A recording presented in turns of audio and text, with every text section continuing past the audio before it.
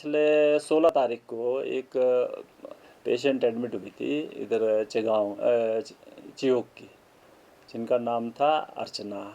उनको था ट्रांसवर्स लाई या ओब्लिक लाई ना, जिसमें बच्चा जो है नॉर्मल जैसा होता है पेट में वैसे होने के बजाय सीधा या टेढ़ा जैसा था। तो उनका ऑपरेशन जो है वो फिक्स किया था, क्योंकि वो नॉर्मल डिलीवरी नहीं हो सकता था। तो उस वजह से उनको पिछले 7-8 दिन से एडमिट थी।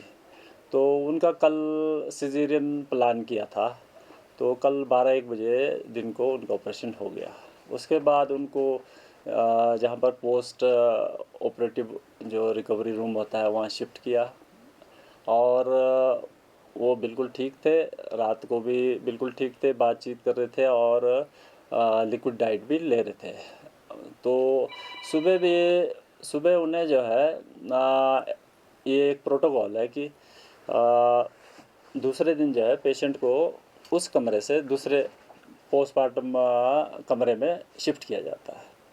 तो एक और पेशेंट थे, उनको भी शिफ्ट किया और इनको भी शिफ्ट कर रहे थे। उस दौरान इनको कपड़े बदल रहे थे ये ना जी, शिफ्ट करते वक्त, क्योंकि वो जब तक शिफ्ट नहीं हुए तब तक तो उस ड्रेस में थे, दूसरे जो ओटी वाले ड्रेस में। तो उस समय उन्होंने बोला कि मुझे चक्कर आ रहा है टाइप ना जी। तो उसके बाद वो कोलैप्स कर गए। वह इतनी सी घटना है जो मुझे बताया गया है, जैसा, क्योंकि मैं मौके पर मैं तो नहीं था, बट जैसा मुझे बताया जो डॉक्टर्स उस समय प्रेजेंट थे परिजन ये आरोप लगा रहे हैं कि डॉक्टरों की और स्टाफ इंक्वायरी रिपोर्ट आ जाएगी, फिर उसके बाद एक्शन लेंगे जी, जो भी है। रिकॉर्ड भी गुम करने की बात यहाँ पर हो रही है कि पूरा रिकॉर्ड नहीं मिल रहा बच्चे का। बिल्कुल नहीं, रिकॉर्ड मैंने खुद अपने हाथों से दिखाया। एक्चुअली रिकॉर्ड वो दिखा के वो ना स्क्रीनशॉट लेना चाहते थे, फ़ोटो लेना चाहते थे, वो हम नहीं देते, वो सिर्फ कोर्ट ऑफ लॉ में देते हैं, कोर्ट में पेश कर सकते हैं। बाकी ओरिजिनल पेशेंट का ये प्राइवेसी इशू होता है, ये किसी को नहीं देते। तो वो तो मैंने अपने आप खुद दिखाया कि आप लोगों को लगता है कि आपका फाइल कहीं गुम हो गया, इधर से उधर कर दिया, ये देखो फाइल है आपका।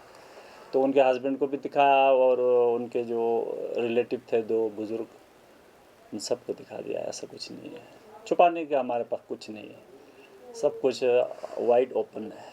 हाँ जी, हाँ जी, लापरवाही बिल्कुल नहीं है। वो तो किसी से भी पूछ ले आप, चाहे पेशेंट के अटेंडेंट या किसी से भी, क्योंकि जो पेशेंट बिल्कुल ठीक थी, बातचीत कर रही थी, नॉर्मल पेशेंट थी, और उसका सुबह भी 8 बजे राउंड करके गए PG, and she was all fine, मतलब किसी तरह का कोई समस्या नहीं है। अब इसमें एग्जैक्ट तो हम नहीं बता सकते, बट इसके 2 रीज़न होते हैं। एक तो ये जो मैं अभी बता रहा था कि एमनियोटिक फ्लूइड एम्बोलिज्म जो होता है, जिसमें जो पेट में बच्चे के साथ जो पानी होता है वो कई बार वो जो है खून में मिक्स होके वो छाती में या कहीं दिमाग में या कहीं ब्लॉक हो जाता है, उस वजह से एम्बोलिज्म बोलते हैं उसको ना जी, एमनियोटिक फ्लूइड एम्बोलिज्म।